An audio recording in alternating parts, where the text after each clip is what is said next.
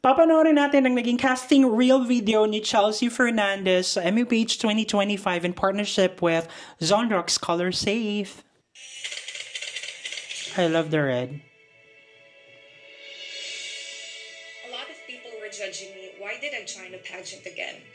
And I realized that, why not? This is my dream. So what I did was, I just reworked my mindset and uncovered my motivations.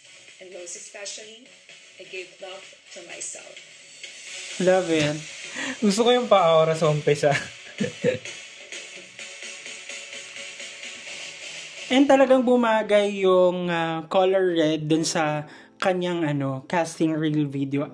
I felt like. And also, ang galing din niyang magsalita, very clear, and very Diyosa din talaga siyang tignan.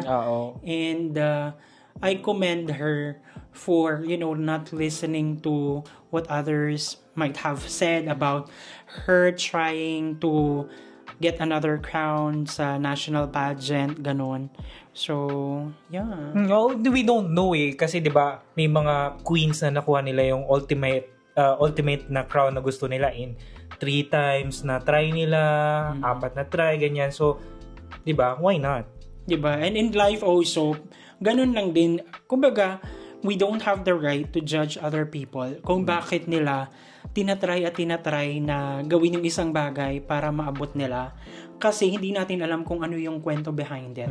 And we cannot blame other people na pursue their dream kasi they have the passion. So kapag ka kasi sobrang passionate ka sa isang bagay, hindi mo talaga titigilan. Oo, tsaka hindi mo masisisi yung tao na itry. So ganun lang. And we don't need to explain to everybody kung bakit natin gustong gawin yung mga ginagawa natin. Exactly. I don't owe you an explanation kung bakit ko ginagawa to, bakit ko ginagawa yan. As long as happy ka, as long as love mo yung ginagawa mo.